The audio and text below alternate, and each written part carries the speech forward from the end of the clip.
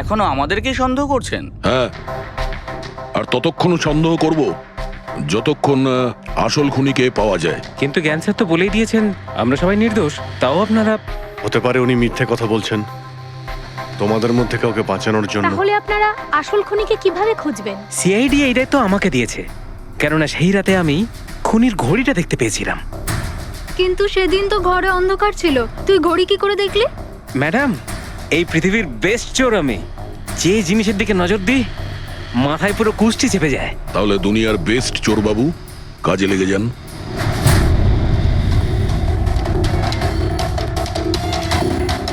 সস্তা, টেকসই, সুন্দর, 11,000 টাকা। না, এ নয়।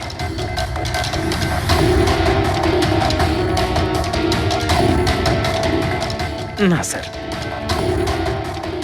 আপনি একটু হাতটা দেখাবেন? হ্যাঁ, এও নয়, এটা তো একেবারে বেকার। ও হ্যালো, বেকার এটা, 2 লাখ টাকা দাম। আরে ম্যাডাম, 2 লাখের ঘড়ির কপি, এটা ডুপ্লিকেট মাল। চোর বাজারে এর গুদাম আছে, 1500 টাকাতে আনিয়ে দেবো। হাতটা দেখি। হাত কেন কাঁপছে আপনার সকাল সকাল? না স্যার, এও নয়। স্যার অ্যাকচুয়ালি আমার নিউরোলজিক্যাল প্রবলেম রয়েছে, ছোটবেলা থেকেই আমার হাত কাঁপে, আমি কোনো কিছু ভালোভাবে ধরতে পারি না। পঙ্কজ, একটু ওই পেনটা দাও ওকে।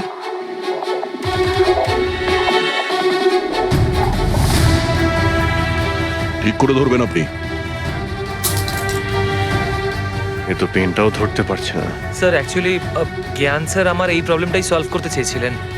উনি এর সাথে রিলেটেড রিসার্চও করছিলেন, কিন্তু হয়তো ভাগ্যের সম্মতি ছিল না এতে, আর জ্ঞান স্যারের গাড়ির অ্যাক্সিডেন্ট হয়ে গেল। ভরসা রাখো, এর কোনো না কোনো চিকিৎসা তো হয়েই যাবে। তুমি দেখো বাকিদের ঘড়িগুলো। না স্যার, এদের মধ্যে কারোর ঘড়িই নয়। কারোর কাছেই নেই? হতে পারে খুনির কাছে একের থেকে বেশি ঘড়ি আছে।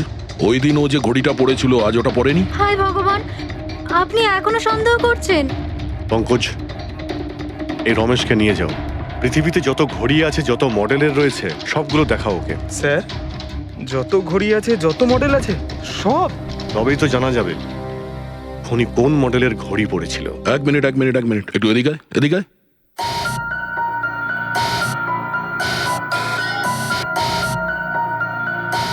এই নাও, নিজের মানিব্যাগ সাবধানে রাখবেন যখন এই লোকটার সাথে আছে। হ্যাঁ, বলেছিলাম না পৃথিবীর বেস্ট চোর আমি। আর দীপিকার ইয়াররিং আমার ইয়াররিংস? বার কর। স্যার, আপনি এটাও দেখে ফেলেছেন? সিআইডি থেকে কিছু লুকোনো যায় না। হ্যাঁ, যা। আয় বেস্ট চোর, এদিকে আয়। আপনারা এটা বলুন যে এই জ্ঞানবাবু আর সন্দীপের মধ্যে কোনো কি প্রবলেম চলছিল? স্যার, খুব ভালো সম্পর্ক ছিল। তাহলে জ্ঞানবাবু সন্দীপবাবুর খুনের অভিযোগ নিজের মাথায় নিলেন কেন? ওনাদের দুজনের ভেতরে কোনো টেনশন হয়েছিল? না স্যার, কোনো টেনশন তো ছিল না, কিন্তু একটা বিষয় নিয়ে তর্ক হচ্ছিল। অ্যাক্সিডেন্টের ঠিক আগে ওনার বিসিআই মেশিনটা একটা পয়েন্টে এসে আটকে গেছিল, আর কোনো রকম সলিউশনও পাওয়া যাচ্ছিল না। এই জন্য জ্ঞান স্যার সবসময় বিরক্ত থাকতেন আর খুব রাগও করতেন। হ্যাঁ স্যার, যখন সন্দীপ আঙ্কেল বাবাকে বলেছিলেন যে আপনি চিন্তা করবেন না, দেখবেন সব ঠিক হয়ে যাবে, তখন বাবা ওনার উপরও রেগে গেছিলেন। হ্যাঁ স্যার, এর জন্য হয়তো উনি জোরে গাড়ি চালাচ্ছিলেন আর অ্যাক্সিডেন্টটা হয়ে গেছে। এক মিনিট। যদি এই অ্যাক্সিডেন্টটা বিসিআই মেশিন তৈরি হওয়ার আগেই হয়েছিল, তাহলে এই বিসিআই মেশিনটা কাজ করছে কি করে? স্যার, সন্দীপ আঙ্কেল সেটা কমপ্লিট করেছিলেন। সন্দীপবাবু? কিন্তু উনি তো কোনো সায়েন্টিস্ট ছিলেনই না। হ্যাঁ, কিন্তু জানি না স্যার, সন্দীপ আঙ্কেল ওই মেশিনের সব সমস্যাগুলো ঠিক করে দিয়েছিলেন স্যার। আর বাবার অ্যাক্সিডেন্টের 1 মাস পরেই ওটা কাজ করতে শুরু করে দেয়, আর প্রজেক্টও সাকসেসফুল হয়েছে স্যার। অদ্ভুত ব্যাপার, এটা কি করে হতে পারে? একজন নন সায়েন্টিস্ট এরকম কমপ্লিকেটেড মেশিন কি করে চালু করতে পারে, যেটা ওনার মতো বৈজ্ঞানিকই শুরু করতে পারেননি? বোধহয় আন্দাজি করে ফেলেছিলেন।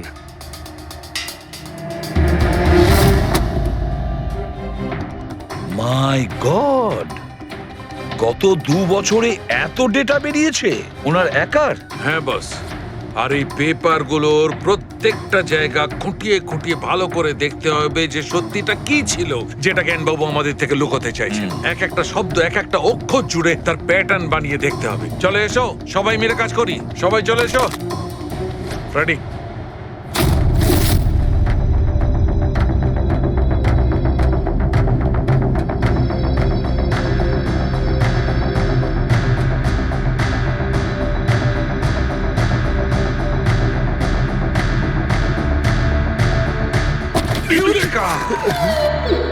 কি হলো স্যার?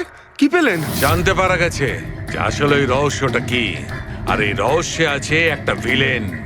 জানতে পেরেছি যে জ্ঞানবাবু কিভাবে একটা একটা অক্ষর জুড়ে এই ঘটনাটাকে ব্যাখ্যা করেছেন। অক্ষর, অক্ষর থেকে তৈরি শব্দ, আর শব্দ থেকে তৈরি বাক্য, সেন্টেন্স। না জানি কত সময় লেগেছিল ওনার পুরো ঘটনাটা, পুরো সত্যিটা এভাবে বলার জন্য। হ্যাঁ বস, কম করে 6 মাস। আর সেটা তখন শুরু হয়েছিল অ্যাক্সিডেন্টের ঠিক আগে। আজকের পর থেকে এই কোম্পানিতে তুমি সাইলেন্ট পার্টনার, আর তোমার লাভ শুধুমাত্র 5% হবে, আর তার থেকে বেশি তুমি 1 টাকাও পাবে না। ওকে ওকে ওকে ওকে, আমার মনে হচ্ছে তোমার এই প্রজেক্টটা কমপ্লিট হয়ে গেছে আর তুমি সফল হয়ে গেছো। হ্যাঁ হ্যাঁ, আমি সফল হয়ে গেছি, কিন্তু আমি এই মেশিনটা গরিবদের জন্য বানিয়েছি, মানবতার জন্য বানিয়েছি, তোমার মতো লোভী মানুষদের জন্য বানাইনি। আজকের পর থেকে আমরা একসাথে কাজ করব না। আমি যাচ্ছি, কফির জন্যে বৌদিকে ধন্যবাদ জানিয়ে যাচ্ছি।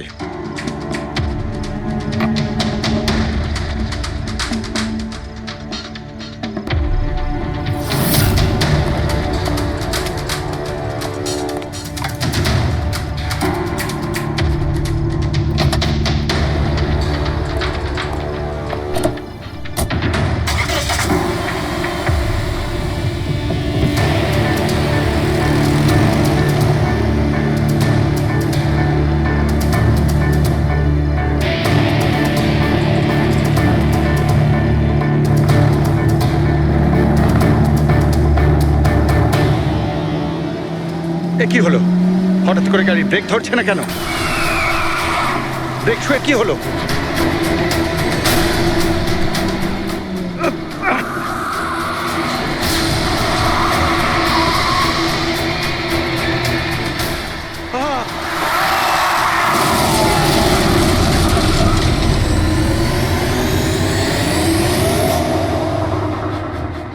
এবার বুঝতে পেরেছো আমাকে ঘাঁটানোর পরিণাম? আমাকে তুমি 5% দিতে যাচ্ছিলে, তাই না? এবার দেখো, আমি তোমাকে 5% দেব সারা জীবনের জন্য। তার মানে সন্দীপ যে বন্ধুত্বের নাটকটা করছিল আসলে ও মুখোশ পড়া শয়তান ছিল। আর স্যার, যদি পুরো ডেটা এই কাগজে লেখা থাকে, তার মানে হলো জ্ঞানবাবু এই কথাটা নিজের মনে রাখেননি, কাউকে না কাউকে সন্দীপবাবুর আসল উদ্দেশ্যটা বলেছেন।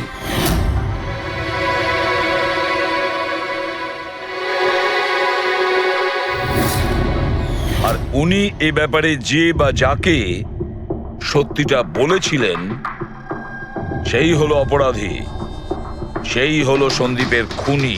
কিন্তু স্যার, যদি খুনি জ্ঞানবাবুর হয়ে প্রতিশোধ নিতে চাইতো, তাহলে খুনি ছুরিটা জ্ঞানবাবুর হাতে কেন ধরালো? ওনাকে ফাঁসাতে চাইছিল? না পুরবি, আমার তো মনে হয় না। খুনি ওনাকে সান্ত্বনা দিতে চেয়েছিল, যে এটা বোঝাতে চেয়েছিল যে দেখুন, আমি আপনার হয়ে সন্দীপকে মেরে ফেলেছি, আপনার প্রতিশোধ আমি নিলাম।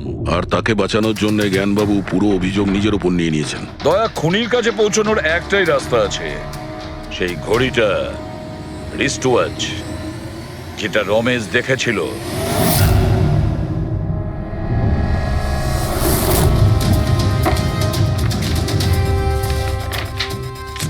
আরে ভাই, তাড়াতাড়ি কর, এত সময় নেই আমাদের কাছে। পঙ্কজ, আরে দেখছি তো কি আমি। হচ্ছে? স্যার, কি হলো রমেশ, মজা আসছে কিনা?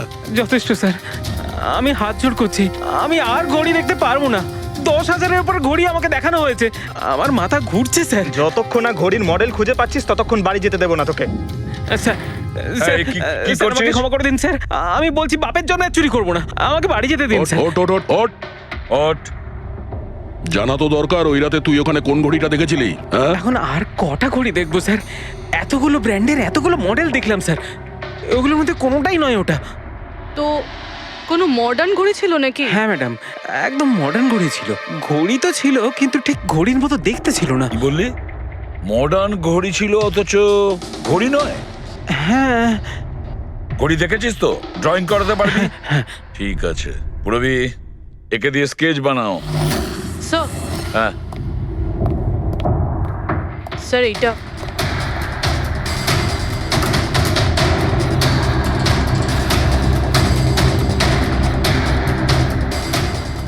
মাই গড, কি হলো? 1 মিনিট বস, একদম জ্যাকপট লেগে গেছে। রমেশ এদিকে এসো, ওকে। মন দিয়ে দেখো, এই ঘড়িটাই ছিল। এটাই ছিল, একদম এটাই ছিল স্যার। এটা কিরকম ঘড়ি স্যার? চুরি করলে কত পয়সা পাবো? পয়সা নয়, টাকা পাবে, লাখ লাখ টাকা। এত দামি ঘড়ি এটা? ঘড়ি নয়, এটা স্যাটলা বলে একে, স্যাটলা। স্যাটলা? এবার খুনি কে সেটাও আমি বলতে পারি। কে এই খুনি? সে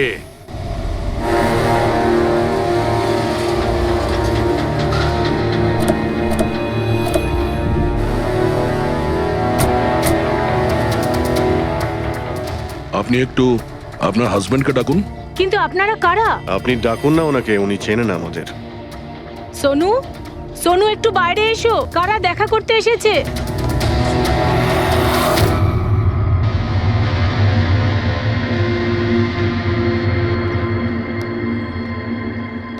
আপনারা এখানে?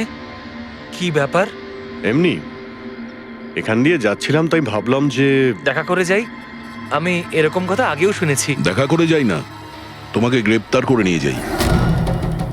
গ্রেপ্তার? কিন্তু কিসের জন্য? আপনার স্বামী সন্দীপকে খুন করেছে। স্যার, আমি আপনাদেরকে বলেছিলাম তো, এই দেখুন, আমি ঠিক করে জলটাই খেতে পারি না, কারণ মার্ডার কি করে করব? খুন তো করেছো, আর তুমি এই হাত দিয়েই করেছো। কোথায় সেই সেটলা ওয়াচ? হ্যাঁ, ঘড়ি কোথায়? স্যার, আপনারা কোন ঘড়ির কথা বলছেন আমি কিচ্ছু জানি না। এক্ষুনি তুমি জানতে পারবে কোন ঘড়ির কথা বলছি। ফ্রেডি, পঙ্কজ, ঘরের তল্লাশি নাও। পঙ্কজ, উপরে যা, আমি বেডরুমটা দেখছি।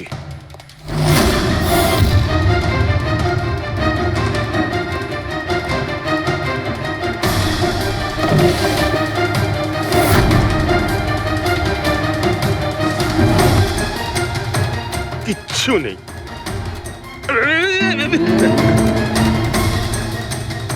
কি ফুটলো? স্যার,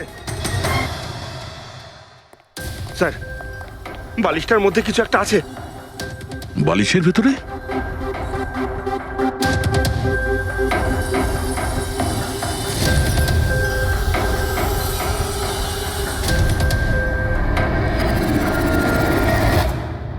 তাই তো, ঘড়ির মতো দেখতে। হ্যাঁ। এই ঘড়িটা কার? আর এই বালিশের ভেতরে কি করছে? আমি কি করে জানবো? যে দোকানদারের থেকে বালিশটা কিনেছিলাম তারই হবে। পড়ো এটা। স্যার, আমি কারোর ঘড়ি কেন পড়তে যাবো স্যার? তুমি এটা পড়বে নাকি অ্যারেস্ট করবো আমরা? অভিজিৎ, একটা কাজ করি, আগে আগে ঘড়ি পরাই, হাত করা তো নিজের থেকেই লেগে যাবে। হ্যাঁ, নাও ওই ঘড়িটা খোলো। স্যার,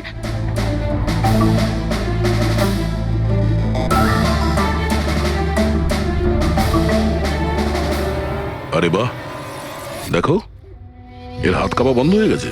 হ্যাঁ, স্যার, তো চমৎকার হয়ে গেল, এর হাত কাঁপা থেমে গেল। এটা কোনো চমৎকার নয়, এটা সায়েন্স। এবার দেখো এই ঘড়িটা পরার পরে সোনু কত সহজে খুন করতে পারে।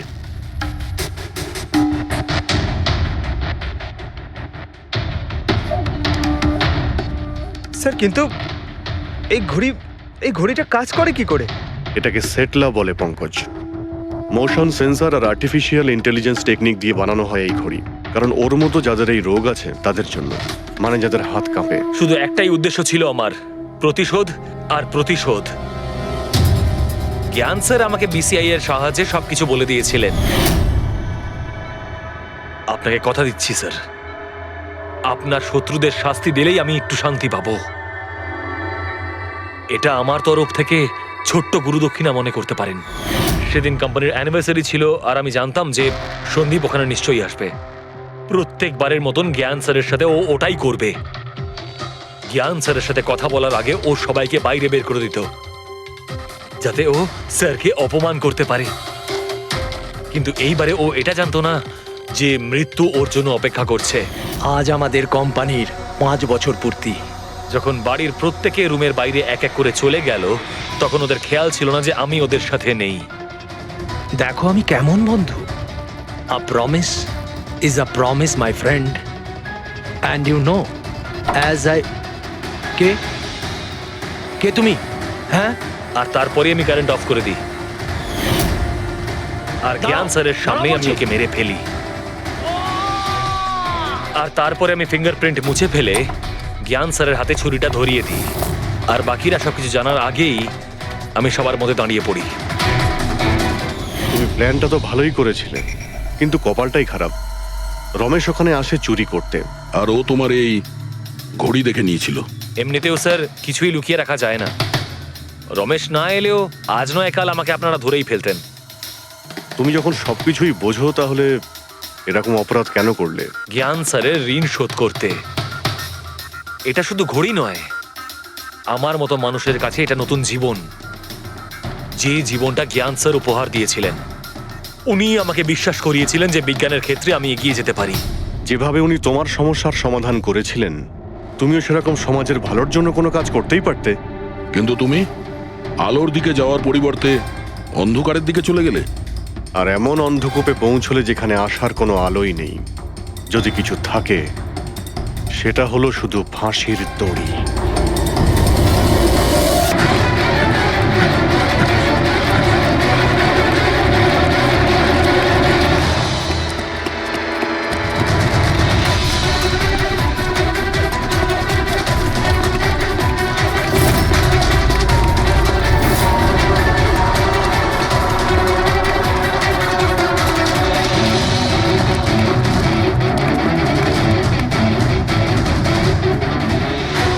পালিয়ে গেছে মনে হয় স্যার।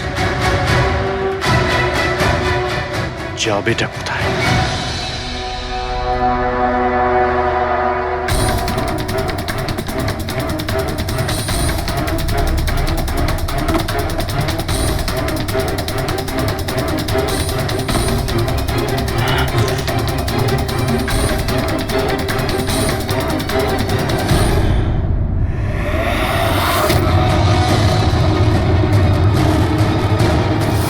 আয় আয় আয়, তোরই বাড়ি এটা। দৌড়াচ্ছিস কোথায়? হ্যাঁ, সিআইডি থেকে পালানো তো সহজ নয়। আমার একটা গুণ আছে, যখন আমি রেগে যাই তখন অপরাধীর খারাপ সময় শুরু হয়ে যায়। এর তো খারাপ টাইম শুরু হয়ে গেছে স্যার। এসব কোথা থেকে নিয়ে এসেছিস? হ্যাঁ,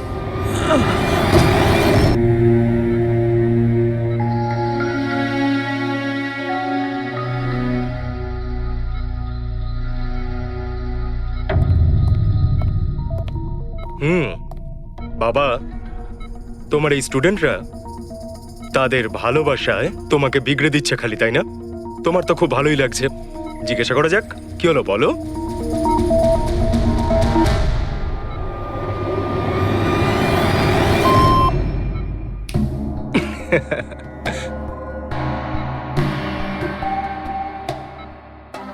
আরে এগুলো তো ময়লা কাপড়, তাই না? দিন, এটা আমাকে দিন। ভাই আমি আসছি।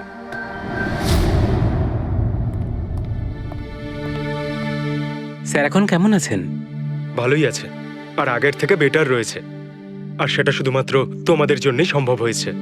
যদি তোমরা এখানে রোজ না আসতে, তাহলে হয়তো উনি সুস্থ হতে পারতেন না। আরে দাদা, এভাবে বলো না। স্যার তো আমাদের কাছে মা বাবার থেকেও বড়। একদম ঠিক। আর আমরা জীবনে যা কিছু শিখেছি সবকিছু স্যারের জন্যই হয়েছে। হ্যাঁ, এইভাবে তোমরা যদি আমাদের পাশে এসে না দাঁড়াতে, হয়তো আমরা দুজন এইভাবে বাবার দেখাশোনা করে উঠতে পারতাম না।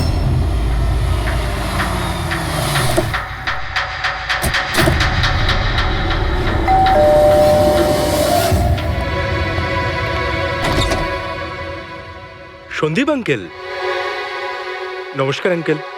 নমস্কার। ভালো আছো? তোমার বাবা কেমন? ভালো আছেন, খুব ভালো আছেন। বাহ, বেশ কথা। দেখো, ওর জন্য এটা এনেছিলাম।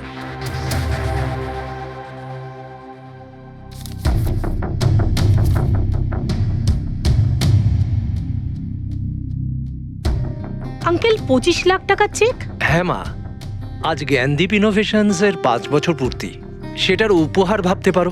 আঙ্কেল সেটা ঠিক আছে, কিন্তু বাবা তো গত 2 বছর ধরে কোম্পানির জন্য কোনো কাজই করেনি। দেখো, কিছু সম্পর্ক এই সমস্ত কথাবার্তার অনেক ঊর্ধ্বে হয়। তোমার বাবা আর আমার বন্ধুত্ব অনেকটা এরকম। চলো জ্ঞানের সঙ্গে দেখা করি। বাবা দেখো কে দেখা করতে এসেছেন। কেমন আছে আমার বন্ধু? আরে, আগে থেকে তো অনেক ফিট মনে হচ্ছে। যদি তোকে এত হ্যান্ডসাম লাগে, নার্স তোকে ভালোবেসে ফেলবে। শোনো প্লিজ, আমি তোমার বাবার সঙ্গে কিছু কথা বলতে চাই, if you don't mind. Sure uncle, যাও যাক। হ্যাঁ হ্যাঁ প্লিজ এসো সবাই। ওনার এই চেকটার জন্য আমাদের সত্যি খুব হেল্প হয়ে যাবে। হ্যাঁ, পাপার জন্য একটা অ্যাডভান্স বেড নিয়ে আসতে পারি, তাই না? হ্যাঁ, আরে স্যার, স্যার কি হলো? স্যার কি হলো? লাইট অন্ধকার কেন এখানে? লাইট কি হলো? কি হলো?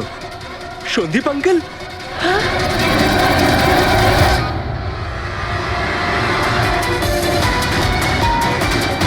I think he is dead. জ্ঞান স্যার, আপনি ঠিক আছেন তো? এই ছুরিটা ক্যান্সারের হাতে?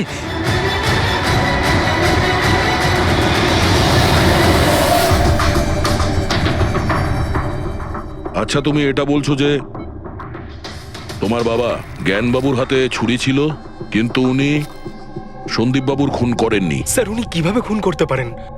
2 বছর ধরে তো উনি প্যারালাইজড। ওনার CLIS হয়েছে। Complete locking syndrome.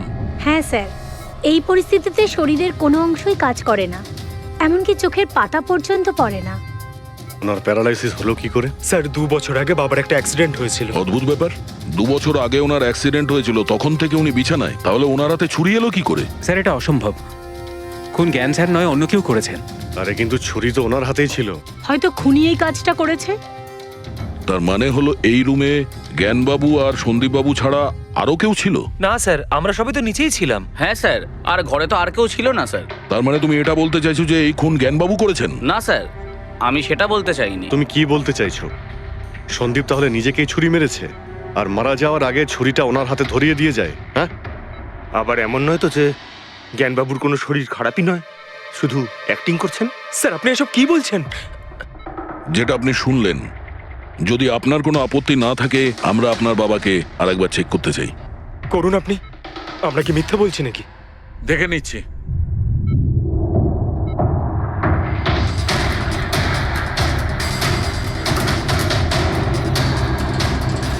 এনার তো পায়ের মাংসপেশিগুলো টোটাল অ্যাট্রোফিক হয়ে গেছে।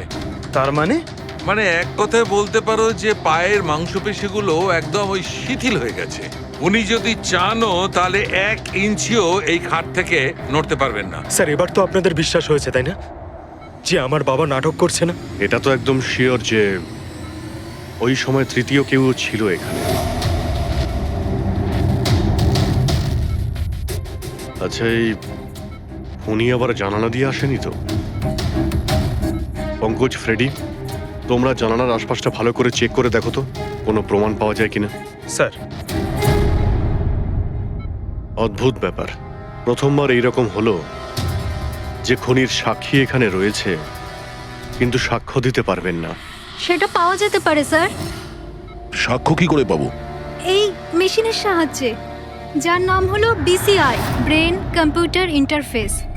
এই মেশিনটা প্যারালাইজড পেশেন্টদের অনুভবগুলোকে বুঝতে সাহায্য করে। অদ্ভুত ব্যাপার, এটা কি সম্ভব? নিশ্চয়ই সম্ভব স্যার। স্যার এই মেশিনটা রক্তের অক্সিজেন ফ্লোকে বুঝে নিয়ে পেশেন্টের অনুভবগুলোকে ব্যক্ত করে দেয়। একটু ভালো করে এক্সপ্লেন করো দেখি।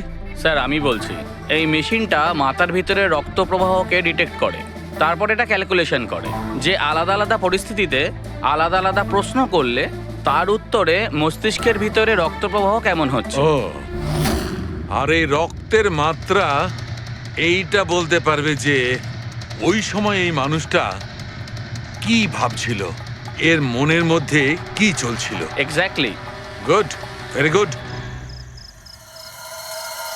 ফ্রেডি স্যার, এখান থেকে ওপরে যাওয়ার কোনো রাস্তা নেই। সে আমি জানি। এই পাইপটা দেখ, খুনি এই পাইপটা বেয়েই উপরে উঠেছিল, খুন করে এই পাইপটা ধরেই বেয়ে নিচে নেমে গেছিল। আর ওই ভাঙা টপটা দেখতে পাচ্ছিস, ওইটার উপরই পড়ে দৌড়ে পালিয়েছিল। চলুন স্যার, নিচে গিয়ে দেখি। চল। আমার বাবা অ্যাক্সিডেন্টের আগে এই টেকনিকটাকে আরো এগিয়ে নিয়ে যেতে চেয়েছিলেন। বাবা সবসময় এটা বিশ্বাস করতেন যে বিজ্ঞানের কাছে সব প্রশ্নের উত্তর রয়েছে, প্রয়োজন শুধু চোখ খুলে সমাধানটা খুঁজে বের করা। আপনার বাবা একদম ঠিক কথা বলতেন। হ্যাঁ স্যার, জ্ঞান স্যার চেয়েছিলেন যে বিজ্ঞানের জন্য তারা চোখে দেখতে পাক যারা দৃষ্টিহীন, যারা শুনতে পায় না তারা যেন শুনতে পায়। মানুষের উপকার করতে চেয়েছিলেন জ্ঞান স্যার।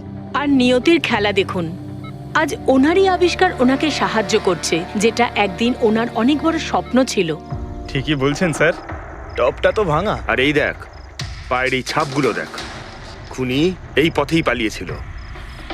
স্যার এখানে দেখুন, রক্ত স্যার। তার মানে পঙ্কজ, ঘরের ভেতর আরো কেউ ছিল যে সন্দীপ বাবুকে খুন করেছে। রক্তের এই স্যাম্পলটা নিয়ে ফরেন্সিক ল্যাবে যাওয়া যাক। আচ্ছা, এই জ্ঞানবাবু বিসিআই এর সাহায্যে কি কথা বলতেন? যেরকম ওনার যখন খিদে পেত উনি সেটা বলতেন, যদি ওনার বেড প্যানের প্রয়োজন হতো সেটাও বলতেন, এমনকি বাবা ওটা দিয়ে দাবাও খেলতেন স্যার। কি দাবা খেলতেন? গ্রেট। হ্যাঁ স্যার, যেমন যেমন প্যাটার্ন এনার মনের মধ্যে তৈরি হতো সেই অনুযায়ী অক্ষরের পেছনে লাইটগুলো জ্বলে উঠতো, আর আমরা অক্ষরগুলোকে মিলিয়ে বুঝে যেতাম যে ইনি কি বলতে চাইছেন। তাহলে তো উনি বলতে পারবেন যে খুনি কে? হ্যাঁ স্যার, নিশ্চয়ই। স্যার বাবাকে একবার জিজ্ঞেস করা উচিত। অবশ্যই করব। আগে তো আমরা ভালো করে তদন্ত করে নিই।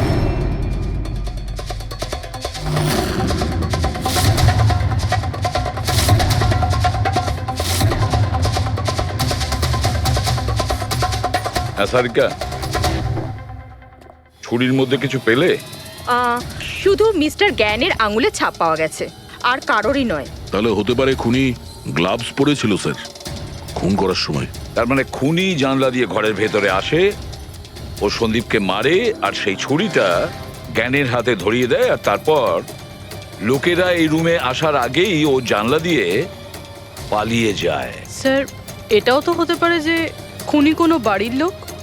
না পূর্বী, রুমে যতগুলো লোক ছিল স্যার তাদের কারোর শরীরে এই চোট বা আঘাতের চিহ্ন ছিল না স্যার। আর ওই শুকিয়ে যাওয়া রক্ত, ওটা কোনো বাইরের লোকেরই। একটা কথা বুঝতে পারছি না দয়া, যদি খুনি বাইরের লোক হয় তাহলে এটা কি করে জানলো যে সন্দীপ জ্ঞানের সঙ্গে দেখা করতে আসবে? 10 মিনিট আগে সন্দীপ পৌঁছে যায় আর তারপর ওর খুন হয়ে যায়। স্যার এমন মনে হচ্ছে যে হতে পারে এই খুনি সন্দীপ বাবুকে ফলো করছিল, আর যখন সন্দীপ বাবু তার পুরো দিনের শিডিউল বানাচ্ছিল, হতে পারে কোনোভাবেও জেনে গেছিল যে বিকেল বেলায় সন্দীপ বাবু জ্ঞান বাবুর সঙ্গে দেখা করতে যাচ্ছেন। সে ঠিক আছে, কিন্তু এরা দুজনেই সন্দীপ আর জ্ঞানবাবু কথা বলবে সেটা কি করে জানলো? স্যার এটাও হতে পারে যে খুনি জানতো না, আর যেহেতু ও ওকে ফলো করছিল, যেই সুযোগ পেয়েছে রুমে ঢুকে ওকে মেরে দিয়েছে। দয়া, নিশ্চয়ই ওর সঙ্গে কোনো শত্রুতা ছিল এই সন্দীপের ওপর, সেই জন্যই তো খুনি পিছু না ছাড়েনি। আর বস, যার সঙ্গে এই সন্দীপ বাবুর শত্রুতা ছিল তার এ প্লাস্টিক অ্যানিমিয়া ছিল। ও আচ্ছা, এই জিনিসটা আসলে কি স্যার? পঙ্কজ, এটা একটা খুব রেয়ার ডিজিজ। এই অসুখটা খুব কম লোকের হয়। এতে মানুষের বোন ম্যারো আর বোন ম্যারো স্টেম সেলস ধীরে ধীরে নষ্ট হতে থাকে। রক্তের লোহিত রক্তকণিকা, শ্বেত রক্তকণিকা আর প্লেটলেটস সব ধীরে ধীরে নষ্ট হতে থাকে। যদি এই রোগটা রেয়ার হয় তাহলে খোঁজ নেওয়া খুব একটা কঠিন হবে না যে শহরে কতজন লোক আছে যাদের এই ধরনের রোগ আছে। এ প্লাস্টিক অ্যানিমিয়া।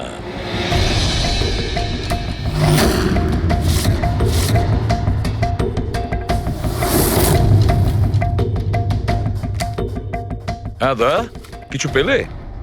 হ্যাঁ স্যার, এই শহরে সব মিলিয়ে 45 জন লোক আছে যারা এই রেয়ার অসুখে ভুগছে স্যার।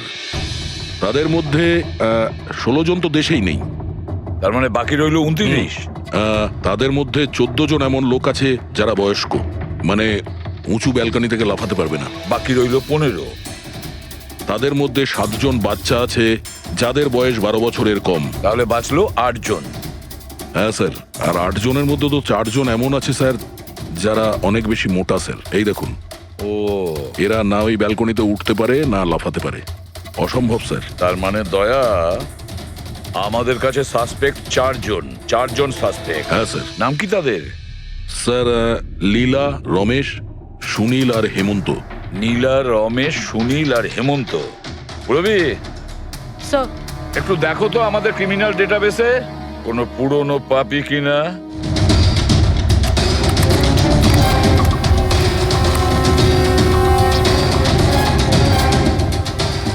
পেয়ে গেছি, রমেশ। চুরি, ছিনতাই, তাছাড়া লোকেদের মেরেওছে। থাকে কোথায় সে? সরোজনগর চল। নিয়ে এসে একে।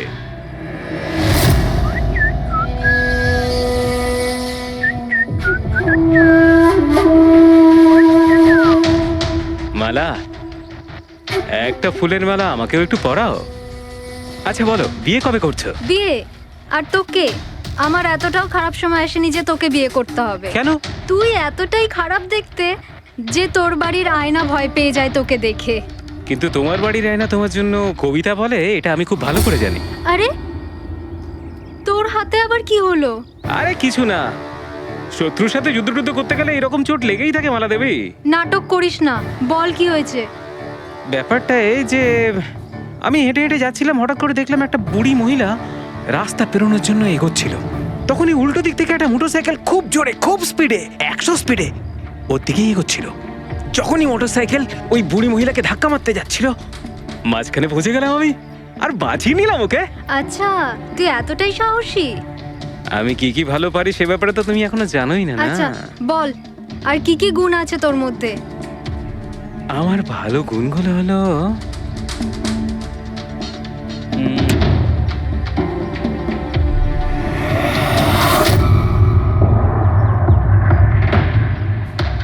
কি হলো? তোর মুখটা ভয়ে এভাবে ফ্যাকাশে হয়ে গেল? মালা, আমাকে একটু লুকোতে দে। আরে মালা, লুকোতে দে। লুকোচ্ছিস কেন? আরে মালা, আরে কেন লুকোচ্ছিস তুই? এটা কি করে দিলি তুই? আমার সব ফুল নষ্ট করে দিলি। স্যার, এ তো সেই।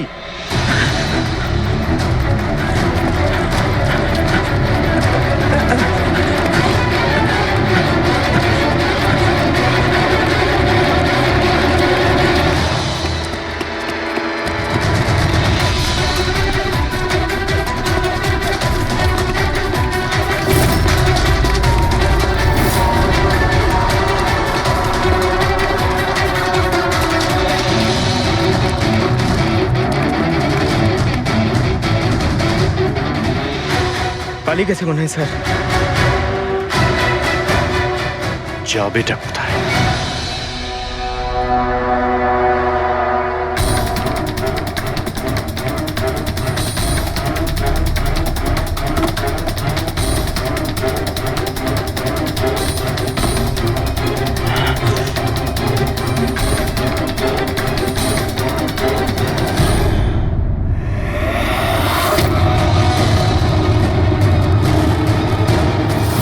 আয় আয় আয়, তোরই বাড়ি এটা। দৌড়াচ্ছিস কোথায়? হ্যাঁ, সিআইডি থেকে পালানো তো সহজ নয়। আমার একটা গুণ আছে, যখন আমি রেগে যাই তখন অপরাধীর খারাপ সময় শুরু হয়ে যায়। এর তো খারাপ টাইম শুরু হয়ে গেছে স্যার। এসব কোথা থেকে নিয়ে এসেছিস? হ্যাঁ, আনিনি স্যার, নিজে বানিয়েছি। এই মেশিনটা তুই বানিয়েছিস? দেখে তো মনে হচ্ছে চাও ঠিক করে বানাতে পারিস না, মেশিন বানিয়েছিস। কোথা থেকে চুরি করেছিস? না স্যার, আমি চুরি করিনি। শুধু চুরি করিসনি, খুনও করেছিস তুই। খুন? কার sir? D117 MG road, Sundarnagar. এখানে গেছিলি তো তুই? তোর হাতে আঘাত লেগেছে না? তোর এই রক্ত আমরা ওখানে পেয়েছি। আমার ছিল না স্যার। তোরই ছিল। তুই যে হসপিটালে ট্রিটমেন্ট করিয়েছিলি সেখানেই ম্যাচ করে গেছে। মাঝার কোনো রাস্তা নেই? না, সোজা ফাঁসি। চুরির জন্য ফাঁসি দিয়ে দেবে? চুরি নয়, খুন, সন্দীপের খুন। না স্যার, আমি কোনো খুনই করিনি। আমি তো শুধু ওখানে চুরি করতে গেছিলাম। তুই একে খুন করিসনি? হে ভগবান, কি বিপদে পড়লাম। মায়ের দিব্যে বলছি স্যার, আমি কোনো খুন করিনি। আমি তো খবর পেয়েছিলাম যে ওখানে একটা লোক থাকে যার প্যারালাইসিস হয়ে গেছে। চুরি কোথায় করতে হবে সেটা ভালো করে জেনে নিয়ে আমি ওখানে শুধু চুরি করতে গেছিলাম। আমি ওখানে শুধু এই কারণেই গেছিলাম।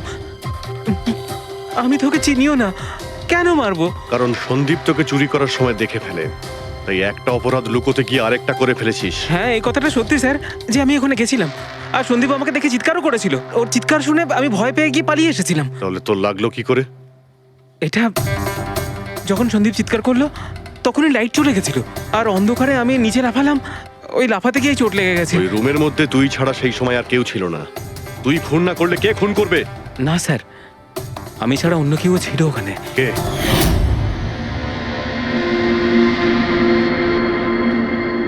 কে কে তুমি? হ্যাঁ, অন্ধকারে মুখটা তো ঠিক দেখতে পাইনি, তবে ওর ঘড়িটা চকচক করছিল। ঘড়ি? সন্দীপ তো কোনো ঘড়ি পড়েছিল না। স্যার ও মিথ্যে বলছে, কোনো মানুষ ছিল না, কোনো ঘড়ি ছিল না। কেউ ছিল কি ছিল না তার উত্তর তো ওই দিতে পারবে। জ্ঞান, উনি আজ কেমন আছেন? স্যার আগের থেকে বেটার, কিন্তু আজকে কিছু জিজ্ঞাসা করতে চান ওনাকে? শুরু করি। শিওর স্যার, কিন্তু আপনারা যা জিজ্ঞেস করতে চান একটু স্লোলি জিজ্ঞাসা করবেন স্যার, যাতে উনি আপনাদের এক একটা শব্দ বুঝতে পারেন স্যার। হ্যাঁ, জ্ঞানবাবু, এ রমেশ, এ একজন চোর। যে রাতে সন্দীপ বাবুর খুন হয়েছিল ও এখানে চুরি করতে এসেছিল। ও বলছে যে সেই রাতে এখানে অন্য কাউকে দেখেছিল।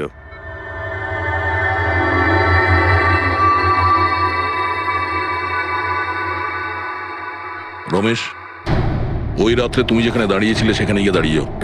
হ্যাঁ স্যার, স্যার আমি এই দিক দিয়ে ঢুকেছিলাম আর এখানে এলাম, আর তারপর আমি এদিকে দেখলাম, আর যখনই আমি এখানে পৌঁছালাম দেখলাম সন্দীপ ওখানে দাঁড়িয়ে আছে। আমি ভয় পেয়ে পেছন থেকে ঘুরলাম, আর তখনই কারেন্ট চলে গেল। এখানে দাঁড়িয়েছিলে মানে উনি নিশ্চয়ই তোমাকে দেখেছেন।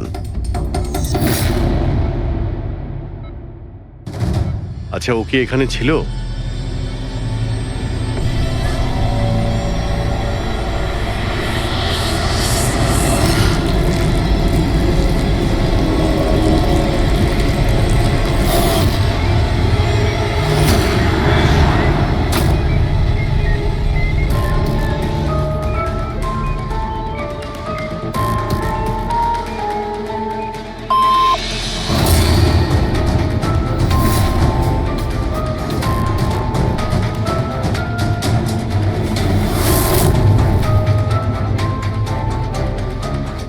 আচ্ছা, রমেশই কি খুন করেছিল?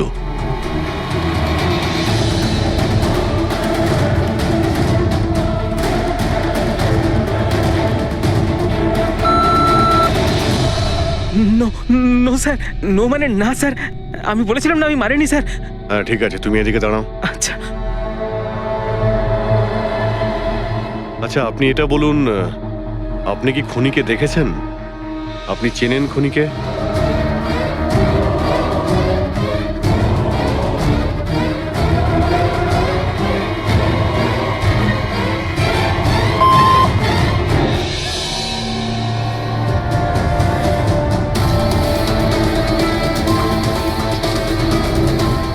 আচ্ছা, খুনি এই মুহূর্তে এই রুমে আছে?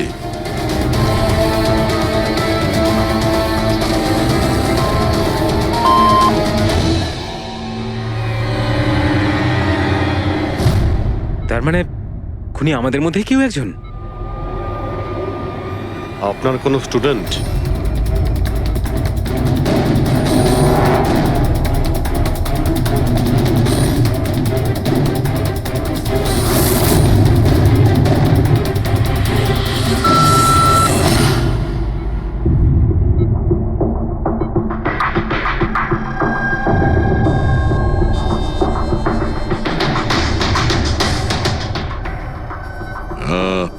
নার্স কিংবা ওয়ার্ড বয়?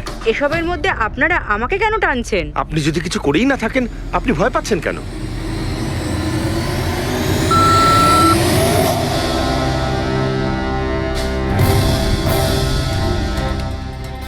জ্ঞানবাবু, তাহলে শুধুমাত্র তো আপনার ফ্যামিলির লোকেরা আছে।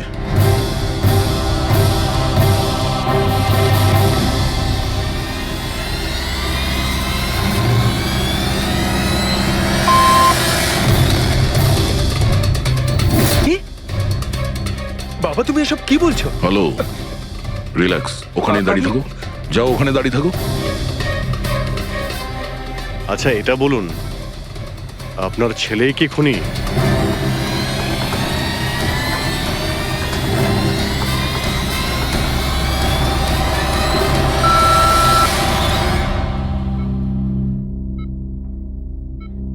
এখন তো শুধু আমিই আছি, কিন্তু আমি এই খুন করিনি। জ্ঞানবাবু, আচ্ছা জ্ঞানবাবু, রিনা খুনি?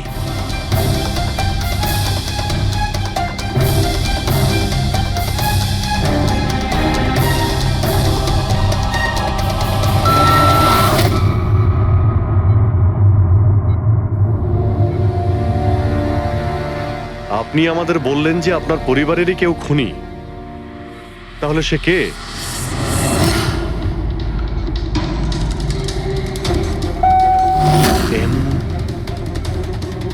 এম? আপনাদের মধ্যে কার নাম এম থেকে শুরু হয়?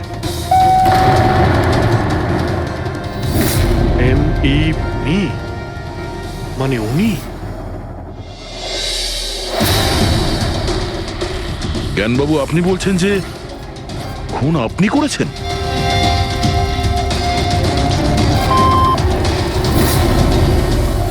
বুঝতে পারছি না ইনি কেন আমাদের সঙ্গে এরকম খেলা খেলছেন। কালকের কাগজে হয়তো আসবে যে সিআইডি নাকি খুনের অপরাধে এমন লোককে অ্যারেস্ট করেছে যে নাকি প্যারালাইসিস হয়ে পড়ে আছে 2 বছর ধরে।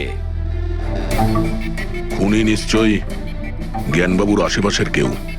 উনি ওকে বাঁচানোর চেষ্টা করছেন, জানি না কেন। সমস্ত অভিযোগ উনি নিজের মাথায় নিচ্ছেন। যদি সে আপন কেউ হয় তাহলে সেই ছুরি ওনার হাতে কেন দিতে যাবে?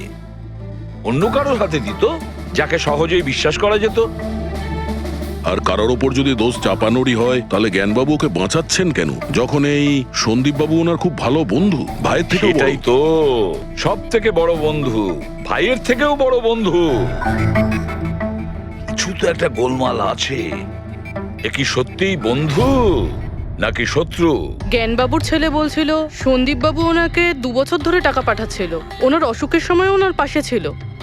তার উপরে স্যার, ঘটনার দিন সন্দীপ 25 লাখের চেক নিয়ে এসেছিল। ওনার ফ্যামিলি মেম্বার তো এটাই ভাববে যেটা দেখানো হয়েছে। আর সব সময় পর্দার পিছনের খেলাটা অন্য কিছু হয়ে থাকে, অন্য রকম হয়ে থাকে। কিন্তু স্যার, পর্দার আড়ালের সত্যিটা তো শুধুমাত্র জ্ঞানবাবুই জানেন, আর উনি তো সত্যি কথা বলছেনই না। জ্ঞানবাবু সত্যি কথা বলছেন না তো কি হয়েছে বস?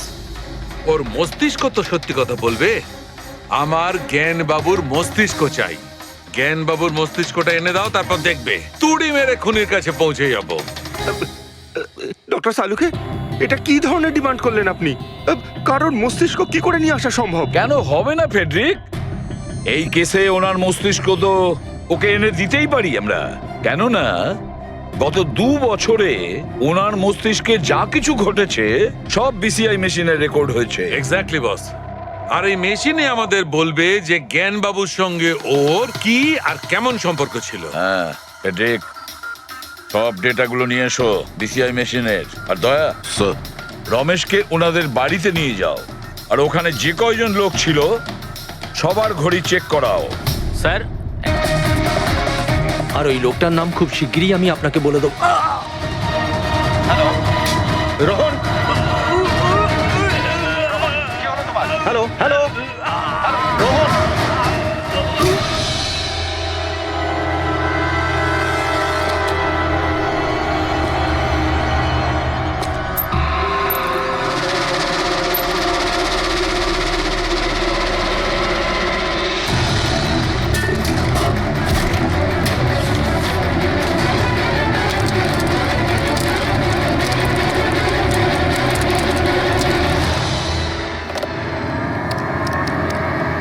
Hello, police station.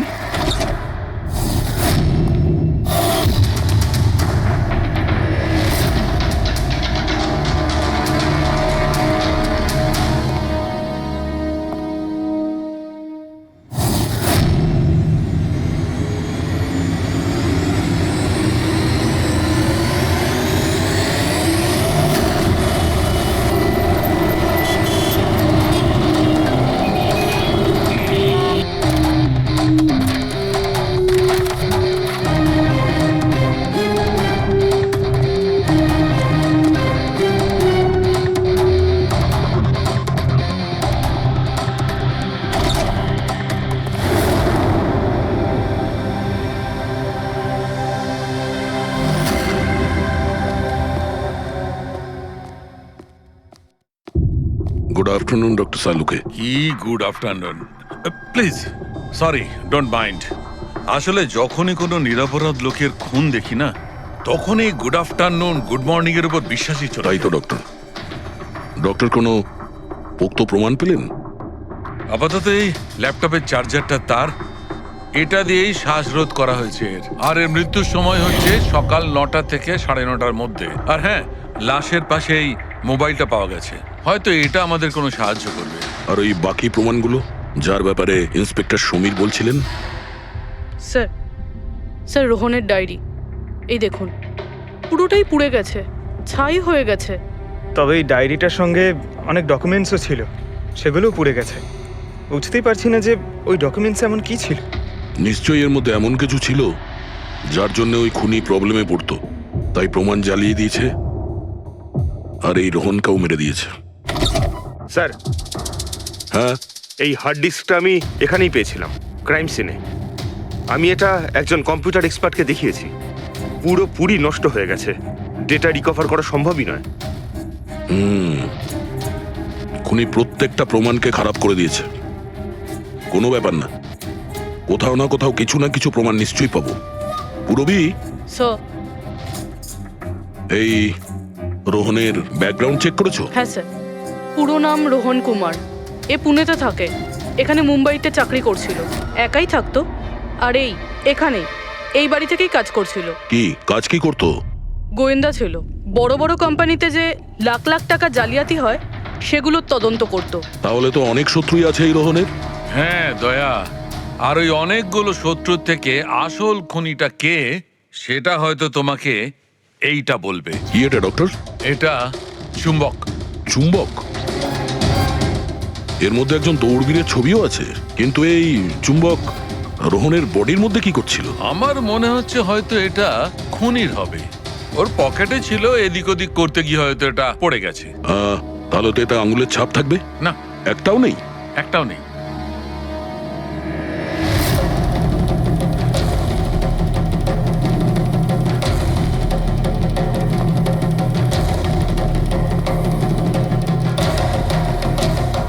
খুনি মনে হয় এখান থেকে এসছে। পুরবি, স্যার। এই রোহন এই মুহূর্তে কার জন্য কাজ করছিল? স্যার, ডিএনডি বিল্ডকম লিমিটেডের জন্য। BND Buildcom limited? এটা তো ইঞ্জিনিয়ারিং আর কনস্ট্রাকশনের 1 নম্বর কোম্পানি শহরের। হ্যাঁ স্যার, এই দেখুন, এই ভাঙা হার্ড ডিস্কটার উপরেও ওই কোম্পানিটারই স্টিকার লাগানো রয়েছে। আর মারা যাওয়ার ঠিক আগে এই রোহন এই কোম্পানির সিইও মিস্টার হিতেশের সাথে ভিডিও কলে ছিল। আর স্যার, এই লোকাল পুলিশ স্টেশনেই হিতেশই কমপ্লেন করেছিল।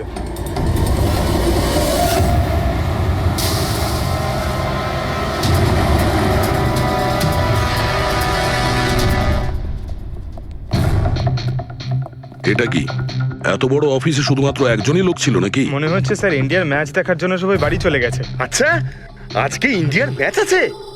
স্কোরটা কি হলো? কোহলি সেঞ্চুরি করতে যাচ্ছে। কি বলছেন স্যার? আপনি কি করে জানলেন?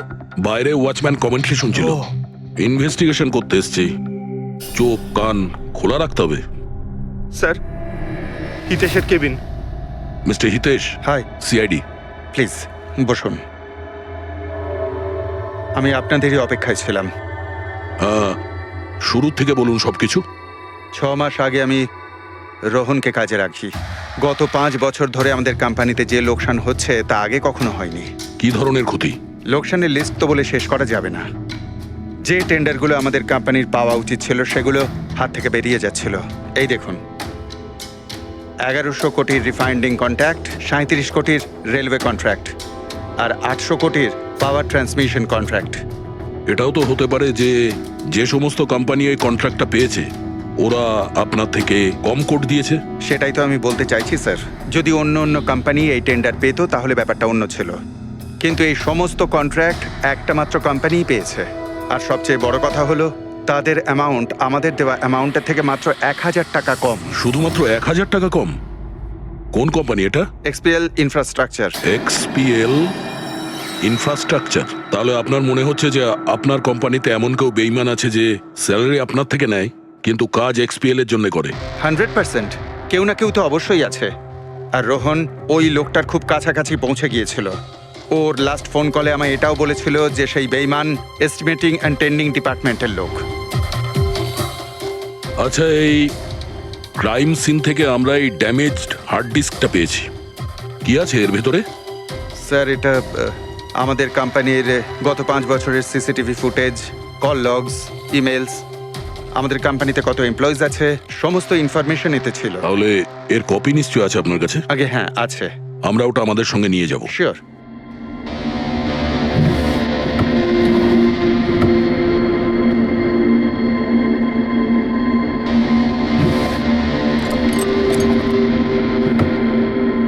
হয়তো হার্ড ডিস্কটা চুরি হয়ে গেছে। আমি এখানেই রেখেছিলাম হার্ড ডিস্কটা। কি? আপনার কেবিনের ভেতর থেকে কোনো জিনিস কি করে চুরি হয়? হয়তো আমার অনুপস্থিতিতে কেউ এসেছিল আর এখান থেকে।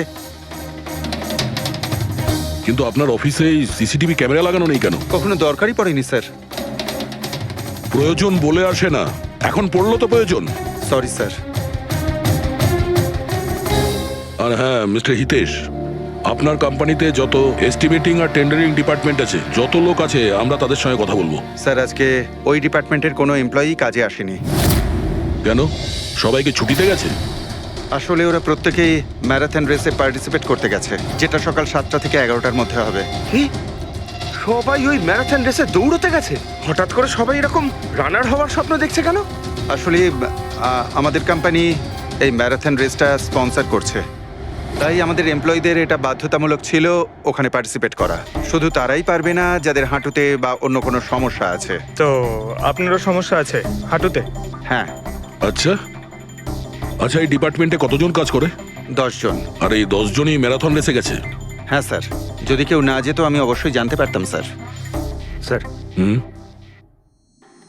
যদি পুরো ডিপার্টমেন্টের সবাই ম্যারাথনে দৌড়চ্ছিল যখন রোহনের খুন হয়েছিল, তাহলে খুনটা করলো কে?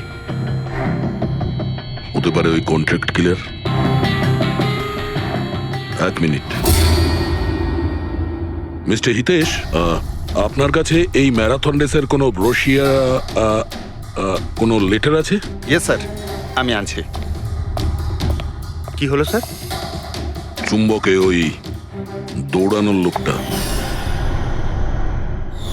ম্যারাথন রেস, এক্ষুনি জানতে পারবো। এই নিন sir. Thank you. You are welcome sir. দেখেছো, এটাই হলো ওই চুম্বকের রহস্য।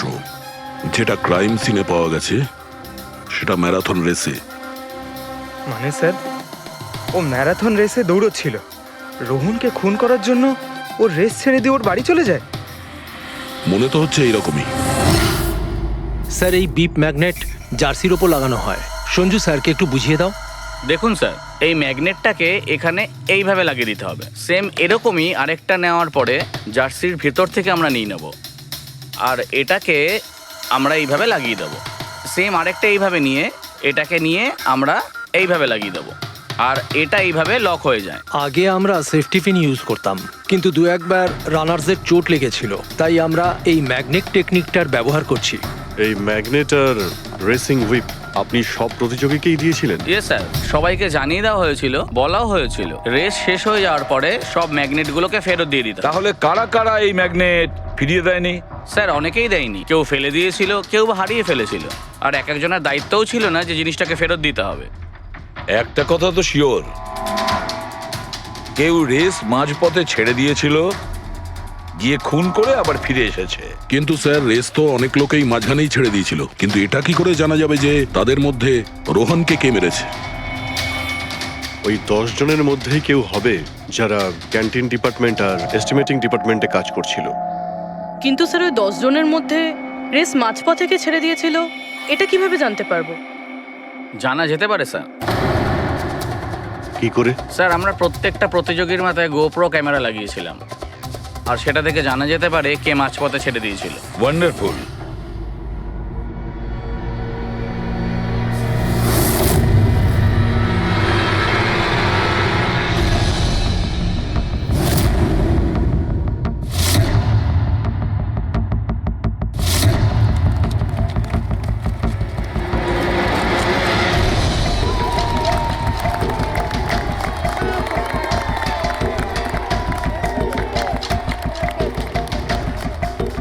নবীন, এই রিসটা তোকেই জিততে হবে।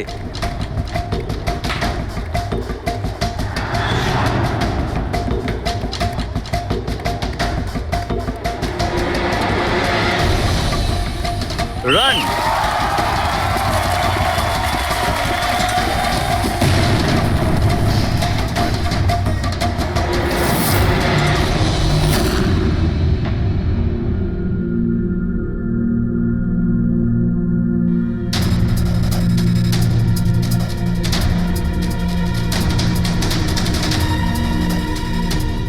এই চারটে স্ক্রিন এগুলো ব্ল্যাঙ্ক কেন? জানি না স্যার, আমরা তো সব ক্যামেরা চালু করে এদের দিয়েছিলাম, হয়তো ভুল করে এই চারজন ক্যামেরা অফ করে ফেলেছিল। ভুল করে করেছে নাকি ইচ্ছে করে?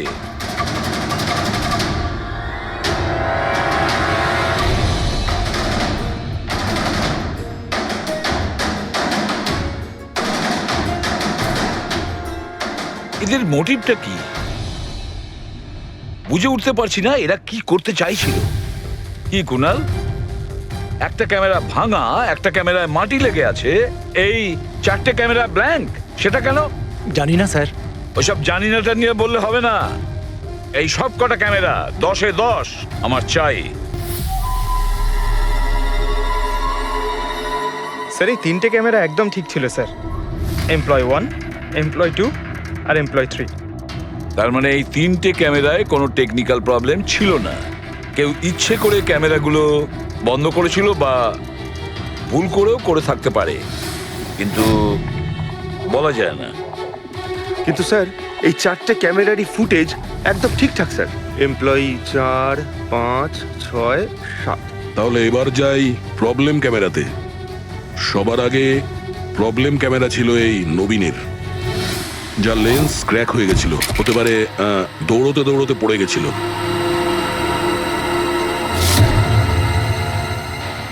হ্যাঁ,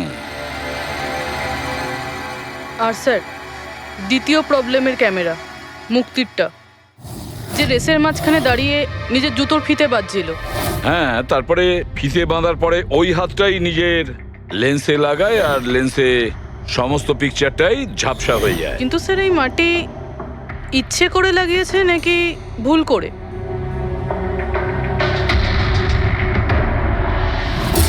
আরে 10টা লোকের তো 10টা গোপ্রো ক্যামেরা থাকা উচিত, এখানে তো দেখছি 9টা। গৌরবের ক্যামেরাটা কি হলো, সেটা কোথায়? স্যার ওই ক্যামেরাটা হারিয়ে গেছে, গৌরব ওটা ফেরত দেয়নি।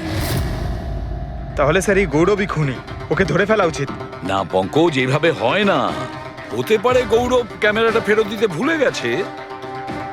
আমাদের এটা ভাবতে হবে যে খুনি এই সময়টাই কেন বেছে নিল ম্যারাথন রেসের টাইমে খুন করার জন্য। ও তো চাইলে যে কোনো সময় খুন করতে পারতো, যে কোনো জায়গায় পারতো। হ্যাঁ, অ্যালিবাইয়ের জন্য স্যার, যাতে ধরা পড়লে খুনি বলতে পারে যে রোহনকে খুনের সময়ও তো ম্যারাথনে পার্টিসিপেট করেছিল। হ্যাঁ, সেই জন্য ও রেসেও পার্টিসিপেট করেছিল আর রেস কমপ্লিট করেছিল। তার মানে স্যার রেসকে মাঝখান থেকে ছেড়ে ও চলে গেছিল, তারপরে গিয়ে খুন করলো, আর খুন করার পরে এসে রেস আবার শেষ করলো। এক্স্যাক্টলি। কিন্তু স্যার এই ফুটেজ থেকে কিভাবে জানতে পারবো কে রেস ছেড়ে চলে গেছে, খুন করেছে, আবার রেস জয়েন করেছে? স্যার এই ব্যাপারটা আপনি টাইমিং চিপ থেকে জানতে পারবেন। টাইমিং চিপটা আবার কি? আজকাল ম্যারাথন রেসে বিজেতা কে জানার জন্য RFIDর ব্যবহার করা হয়। RFID মানে রেডিও ফ্রিকোয়েন্সি আইডেন্টিফিকেশন। আগে হ্যাঁ। ও, এই টেকনিক থেকে একটা জিনিস জানা যেতে পারে যে একজন রানারের প্রত্যেকটা ল্যাব কমপ্লিট করতে কত সময় লেগেছে। RFID, radio frequency identification. Sir এটাই হলো চিপ, আর এটা রেসের ম্যাট, আর এটাই RFID টেকনিকে চলে। দেখুন স্যার।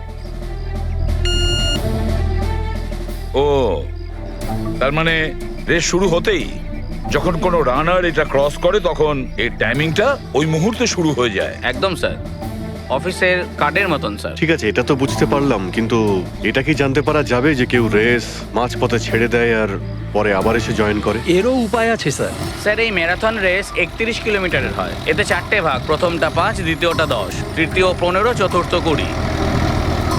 চতুর্থ পর্যায় থেকে ফিনিশিং লাইনের দূরত্ব কম করে 1 কিলোমিটার স্যার। তার মানে সব মিলিয়ে 6টা প্যাড। স্টার্টিং লাইনের প্রথম প্যাড আর ফিনিশিং লাইনের 6 নম্বর প্যাড। মাঝখানে 4টে থাকছে, 4টে ধাপ, 4টে প্যাড। যখন কোনো প্রতিযোগীর পা ওই প্যাডের মধ্যে পড়ে তখন আমরা বুঝতে পারি ওই রানার কত টাইমটা নিয়েছে। তাহলে কে রেস মাঝপথে ছেড়েছিল আর কে ছেড়ে যায়নি এটা জানা গেলে এটাও জানা যাবে যে একটা ধাপ থেকে আরেকটা ধাপে যাওয়ার সময় কোন রানারের সব থেকে বেশি সময় লেগেছিল। সবকটারই টাইমিংটা চেক করতে হবে। জানা তো যাবে সে কে যে মাঝপথে রেস ছেড়ে আবার জয়েন করেছে। পুরবি,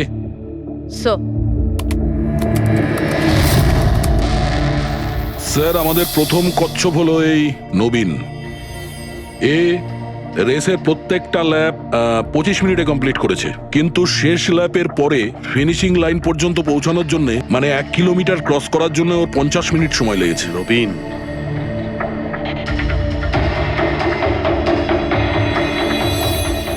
আর স্যার এই মুক্তি, এর টাইম তো রেকর্ডই হয়নি। 15 থেকে 20 কিলোমিটারের মাঝের ধাপ। তাহলে এ হলো দ্বিতীয় সাসপেক্ট।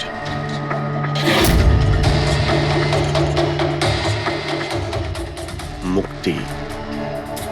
আর এবার এই গৌরব, এ তো 15 কিলোমিটারের ধাপই বের হতে পারেনি। তাহলে এই হলো আমাদের তৃতীয় সাসপেক্ট। স্যার বাকি সবার টাইমিং তো মোটামুটি ঠিকঠাকই আছে। তার মানে এই খুন এই 3 জনের মধ্যেই কেউ করেছে, মুক্তি, নবীন আর গৌরবের মধ্যে। যদি নবীন খুন করে থাকে তাহলে সে রেস ছেড়েছে 20 কিলোমিটার আর ফিনিশিং লাইনের মাঝপথে। ফেডরিক, পঙ্কজ, বাইক নিয়ে যাও, এবার স্পিডে যাবে ওই রুটেই। আর খেয়াল করো যেখানে ওই 3 জন যেখানে রেস ছেড়েছে সেখান থেকে রোহনের বাড়ি কতটা দূরে আর কত সময় লাগতে।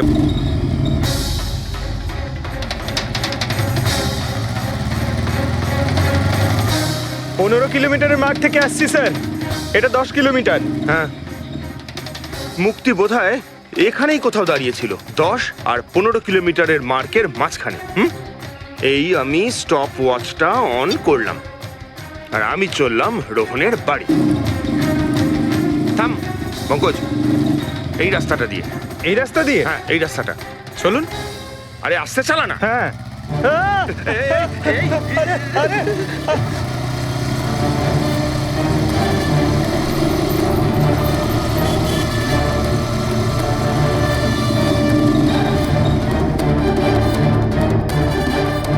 এই দেখুন রোহনের বাড়ি। মুক্তি নিশ্চয়ই রোহনের ঘরে পিছনের জানলা দিয়ে ঢুকেছিল।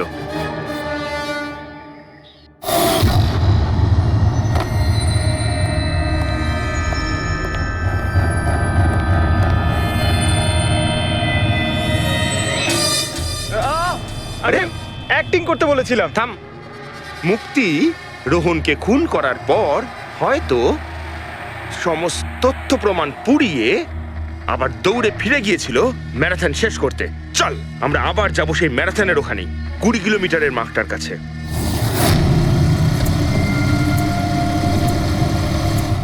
স্টপ ওয়াচের টাইম দেখে নিন স্যার। 26 মিনিট।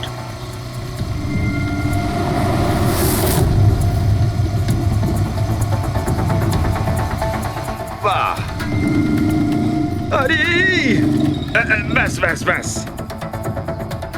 এবার মুক্তি পৌঁছলো 20 কিলোমিটারের মার্কে পাক্কা 30 মিনিট পরে। আর তারপর এখান থেকেই হয়তো ও রেসটা শেষ করেছিল।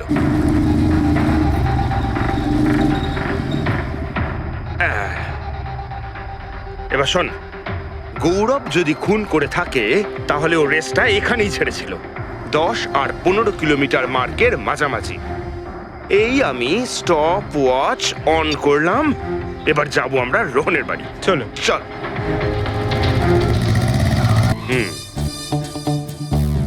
হ্যাঁ, একদম পুরো বিশ্বাস আছে আমার। Excuse me. এই ছাড় ছাড় ছাড় ছাড়। আরে আরে আরে মরে যাবো তো। চল।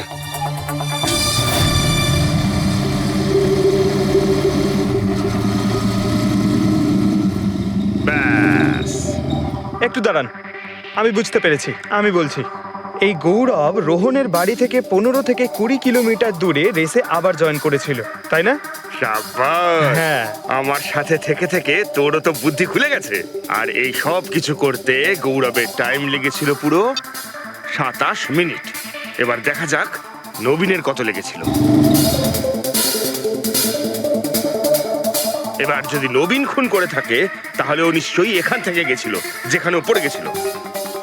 এই আমি স্টপ ওয়াচ অন করলাম। এবার যাওয়া যাক রোহনের বাড়ি। চল চলুন স্যার।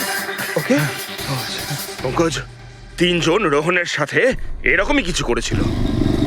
ব্যাস,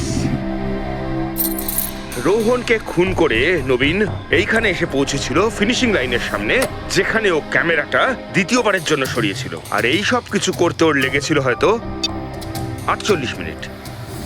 স্যার, জানতে পেরেছি 3 জনের কত সময় লেগেছিল। আচ্ছা, তাহলে বলো মুক্তির কত সময় লেগেছিল? মুক্তির লেগেছিল 30 মিনিট, আর টাইমিং চিপ অনুযায়ী 39 মিনিট লেট ছিল। আর গৌরব? গৌরবের 27 মিনিট।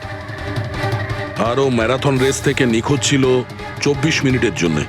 নবীনের লেগেছিল 48 মিনিট রোহনের বাড়ি গিয়ে ওকে খুন করে ফিরে আসতে। আর টাইমিং চিপ অনুযায়ী এই নবীন 50 মিনিট লেট ছিল। হ্যাঁ, আমাদের খুনি এই 3 জনের মধ্যেই কেউ হবে, নবীন, গৌরব আর মুক্তির মধ্যে। মিস্টার নবীন, একটা কথা বলুন। এই রেসে আপনি প্রত্যেকটা ল্যাপ 25 মিনিটে কমপ্লিট করেছেন, কিন্তু ফিনিশিং লাইনের আগে ওই 1 কিলোমিটার যেতে আপনার 50 মিনিট সময় লেগেছিল। কেন? স্যার ওই 20 কিলোমিটার পুরো করার পর আমি নিচে পড়ে গেছিলাম, আর স্যার ওই আমার পায়ে চোট লেগেছিল আর ক্যামেরাটাও ভেঙে যায়। স্যার লাস্টের 1 কিলোমিটার আমি কতটা কষ্টে পুরো করেছি স্যার আমিই জানি সেটা। এই আঘাতটা কোথায় লেগেছে আপনার? স্যার এইখানে দেখুন স্যার। পট্টিটা খোলো। হ্যাঁ, এইটা।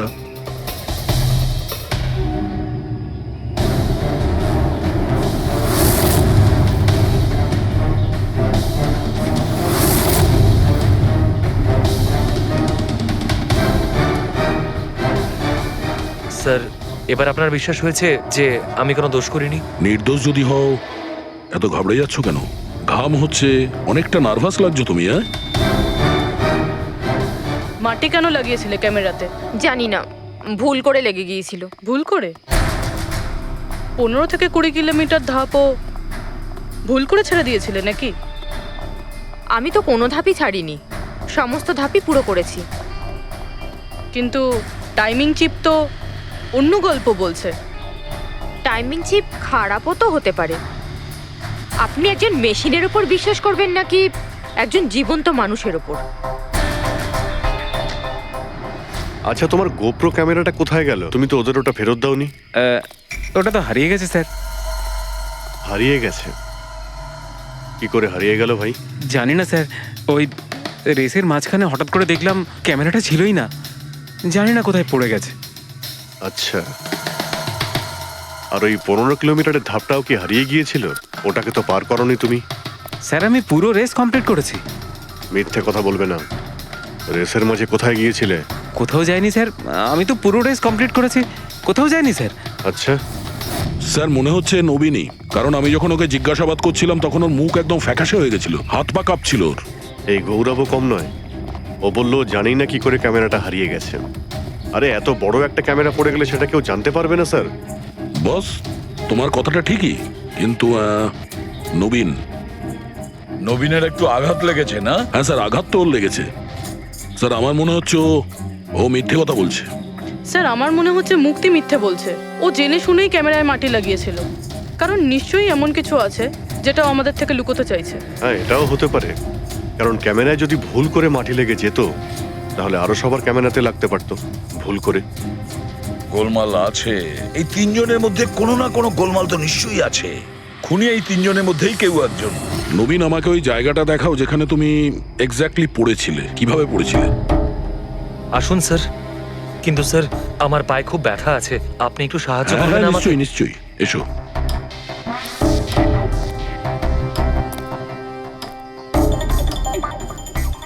স্যার আমি এখনো বলছি আপনাকে, আপনি নিজের টাইম ওয়েস্ট করছেন। এমনটা যেন না হয় যে আসল খুনিই পালিয়ে যায়। সিআইডির হাত থেকে আজ পর্যন্ত কোনো খুনি না বেরিয়েছে না বেরোতে পারবে, নিশ্চিন্ত থাকো। হ্যাঁ স্যার ওই যে এখানে আটকেই আমি পড়ে যাই। এখানে? হ্যাঁ স্যার, স্যার পড়ে যেতেই আমার ক্যামেরাটাও ভেঙে যায়। আচ্ছা। তারপর আমি ক্যামেরাটা আবার লাগালাম, তারপর রেস স্টার্ট করলাম। প্রচুর ব্যথা নিয়ে তুমি এই রেসটা ফিনিশ করেছো। হ্যাঁ স্যার, এখনো খুব ব্যথা। তুমি পড়েছিলে এইখানে, এই জায়গাটায়? হ্যাঁ স্যার, খুব ক্লান্ত হয়ে গেছিলাম তো, তাই খেয়াল করিনি আর পা আটকে নিচে পড়ে যাই। আচ্ছা, রেস ফিনিশ করার আগে তুমি দ্বিতীয়বার ওই ক্যামেরাটাকে সরিয়ে দিয়েছিলে কেন? আচ্ছা, ওটা তো স্যার খুব গরম লাগছিল তো, তাই মুখটা ধোয়ার জন্য আমি ক্যামেরাটা খুলে ফেলেছিলাম। কিন্তু কিছুক্ষণ পরেই আমি আবার ক্যামেরাটা লাগিয়ে নিই।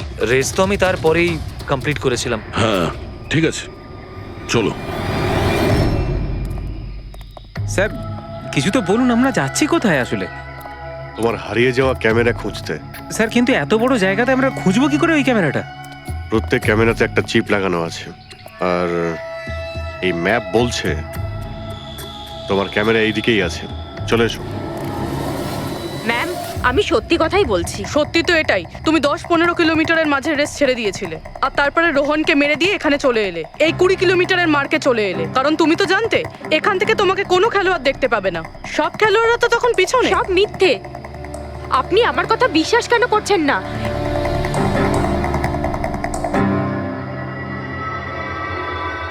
কি কি খুঁজছো? আমি কিছু তো না। কিছু আছে ওখানে? না, কিছু না। আচ্ছা, ওই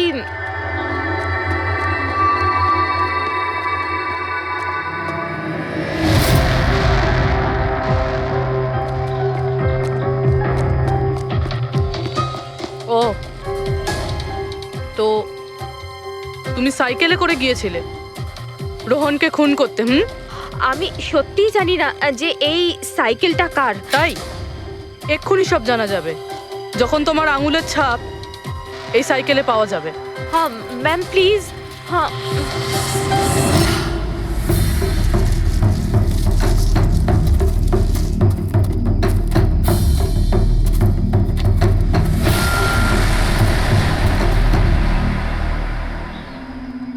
এই হলো ক্যামেরা।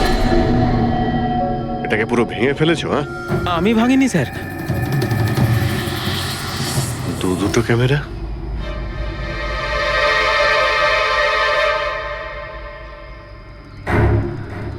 এই ক্যামেরাটা আবার কার? স্যার স্যার সরি, আমি আপনাকে মিথ্যে বলেছি স্যার, কিন্তু আমি আপনাকে সব সত্যি কথা বলে দিচ্ছি স্যার। বলো, তাহলে সত্যি বলার মুড হয়েছে তোমার? বলো। আসলে আমি এই জঙ্গলে না ড্রাগস নিতে এসেছিলাম, ওই গায়ের জোর বানানোর ড্রাগস, যাতে আমার গায়ে শক্তি আসে আর আমি জোরে দৌড়ে এই রেসটা জিতে যেতে পারি। সেই জন্যই আমি ক্যামেরাটা ভেঙে দিয়েছিলাম। খুব ভালো মজা করো তুমি। জোরে দৌড়ানো ড্রাগ নিয়েছিলে ম্যারাথনে, যেখানে অনেকক্ষণ দৌড়তে হয় আস্তে আস্তে। সেখানে জোরে দৌড়ানো ড্রাগের দরকার ছিল। মজা করছো? হ্যাঁ, এটা কার ক্যামেরা? আমি জানি না স্যার। কোনো ব্যাপার না, সব জানতে পেরে যাব। আমি অপরাধ করেছি, কিন্তু ওটা নয় যেটা আপনি ভাবছেন। আমি রোহনকে মারিনি। আমার দোষ শুধু এটুকুই যে আমি এই রেসটা জেতার জন্য একটু চালাকি করেছিলাম। বুঝলাম না, কি করেছো তুমি? আমি জানতাম না যে টাইমিং চিপ প্রত্যেক ধাপে রানারের টাইম নোট করবে। আমি ভেবেছিলাম শুধু রেসের প্রথমে আর শেষে টাইম ক্যালকুলেট হবে, আর তাই 10 কিলোমিটার পর্যন্ত এসে ক্যামেরায় মাটি লাগিয়ে দিয়েছিলাম আর ওখান থেকে সাইকেল নিয়েছিলাম।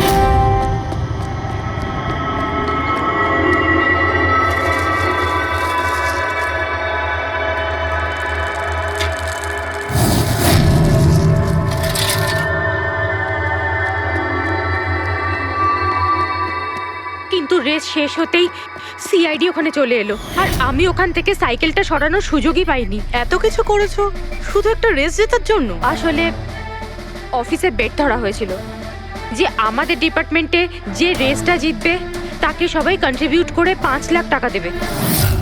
আমার টাকার খুব দরকার ছিল, তাই আমি এটা দীপ্তির ক্যামেরা। এই দুটো ক্যামেরা তোমরা কেন ভেঙেছিলে?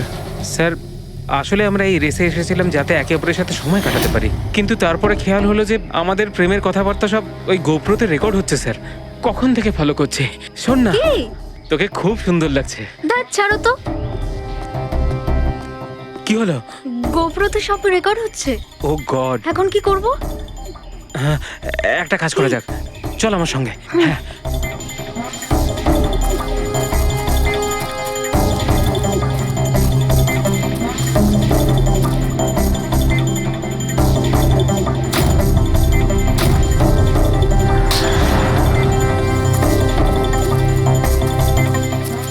আরে তোমরা তো অদ্ভুত কাজ করেছো।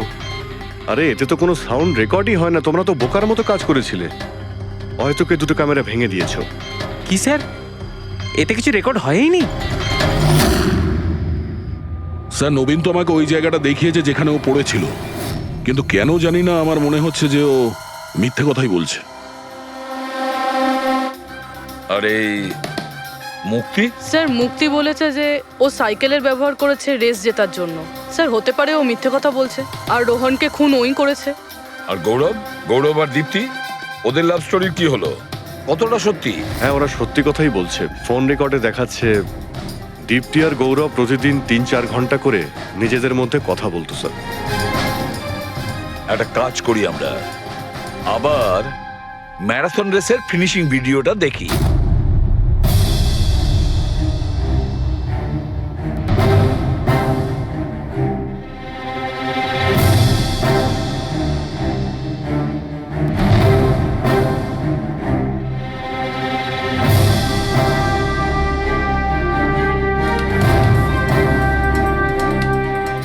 তার মানে গৌরবের ঠিক পরেই এই দীপ্তি ঢুকেছিল।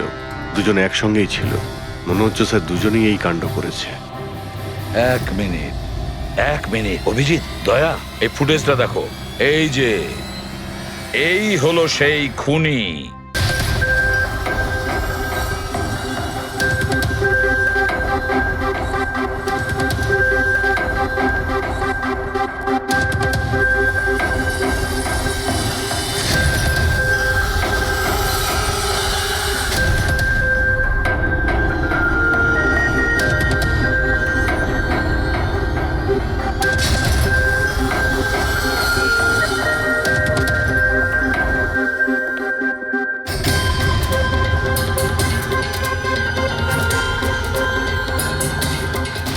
স্যার আমাদের এখানে কেন ডাকা হয়েছে? খুনির নাম বলবার জন্য।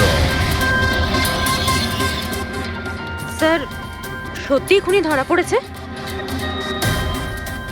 তাহলে বলুন না স্যার, কে খুনি? আরে বলবো, একটু ধৈর্য ধরো। মুক্তি, 5 লাখ টাকার জন্য তুমি বেইমানি করেছো। 5 লাখ টাকার জন্য। আর গৌরব, তুমি তো তোমার ভালোবাসা লুকোনোর জন্য বেইমানি করেছো। আর নবীন, তুমি চলো, তোমাকে আবার দেখাচ্ছি, রেসের একটা পার্ট দেখাচ্ছি। খুব ভালো করে দেখো আর বলো কোথায় ভুল আছে, বলো।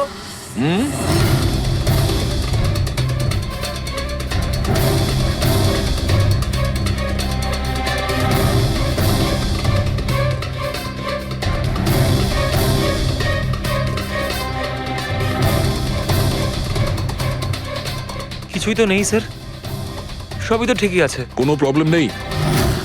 তোমার মনে আছে তুমি বলেছিলে যে ক্যামেরাটা দ্বিতীয়বার যখন তুমি সরিয়েছিলে তারপরে তুমি মাথায় জল ঢেলেছিলে? ওটা তো স্যার খুব গরম লাগছিল, তো তাই মুখটা ধোয়ার জন্য আমি ক্যামেরাটা খুলে ফেলেছিলাম। মিথ্যে বলেছিলে তুমি, নিজের মাথায় জল ঢেলেছিলে।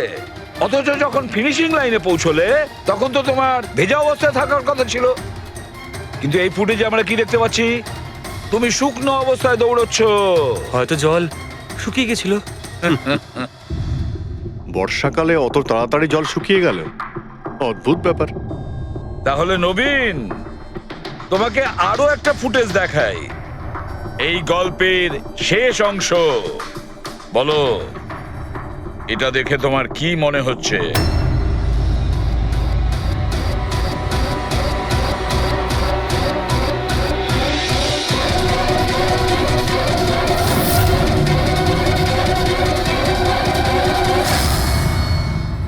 কি নবীন, এই ফুটেজে তোমার মুখটা কেমন চেঞ্জ লাগছে না? হ্যাঁ, অন্যরকম তো দেখাবেই, কারণ এই মুখটা নবীনের নয়, ওর ভাই প্রবীণের।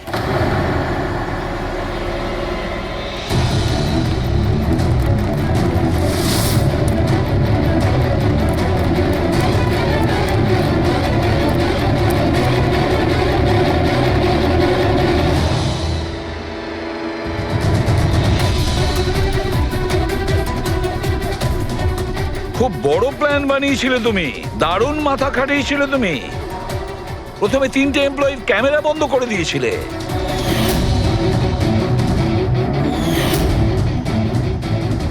আর তারপরে নিজের গোপ্রো ক্যামেরা নিচে ফেলে দিয়েছিলে যাতে লেন্সটা ভেঙে যায়। আর তারপর নবীন নিজের ক্যামেরাটাকে খুলে পরিয়ে দিল নিজের ভাইকে, মানে প্রবীণকে।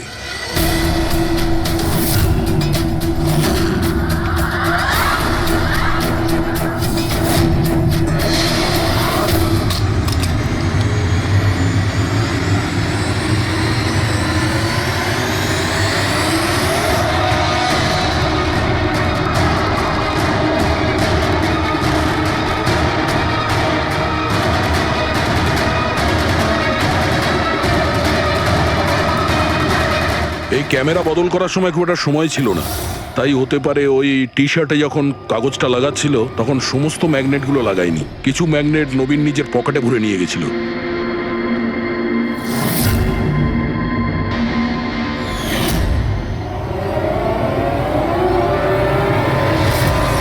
নবীন রেস ছেড়ে বেরিয়ে যায় রেইনকোট পরে, আর পৌঁছে যায় রোহনকে খুন করার জন্য। কিন্তু ও কি করে জানবে যে রোহনকে মারার সময় ম্যারাথন রেসের ওই ম্যাগনেটই ওকে ফাঁসিয়ে দেবে?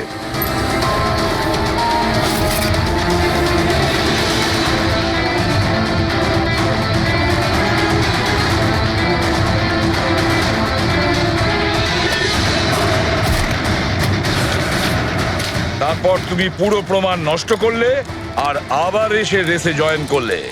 ইচ্ছে করে নিজের পায়ে তুমি চোট লাগালে যাতে আমরা বিশ্বাস করি যে আঘাতটা সত্যি। আর তারপরে তুমি রেসটা ফিনিশ করো। তাহলে বলো। হ্যাঁ স্যার, আমি খুন করেছি রোহনকে। একদম একদম পারফেক্ট প্ল্যান ছিল, কিন্তু আমি কি করে জানবো যে আপনারা আমার থেকেও অনেক বুদ্ধিমান? প্রত্যেক অপরাধী এই ভুলটাই করে, কারণ তার মনে হয় যে সে আইনের চোখে ফাঁকি দিয়ে দেবে। এবারে বলো, ওকে কেন খুন করলে? তাড়াতাড়ি বলো। বিএনডি বিল্ডকনে হওয়া প্রত্যেকটা গন্ডগোলের পেছনে আমিই ছিলাম। আমার জন্যই প্রত্যেকটা টেন্ডার কোম্পানির হাতছাড়া হলো। আর আমি যদি রোহনকে না মারতাম তাহলে ও আমার সমস্ত রহস্য খুলে দিত। তাই আমি... লজ্জা লাগার কথা তোমার, যে থালায় খেয়েছো ওই থালায় ফুটো করেছো। আর সেই পাপ লুকোনোর জন্য তুমি রোহনকে খুন করে দিয়েছো। আইন তোমাকে কঠোরতম শাস্তি দেবে। আশা করি ততদিনে ফাঁসির অর্ডার এসে যাবে। নিয়ে যাও এদের।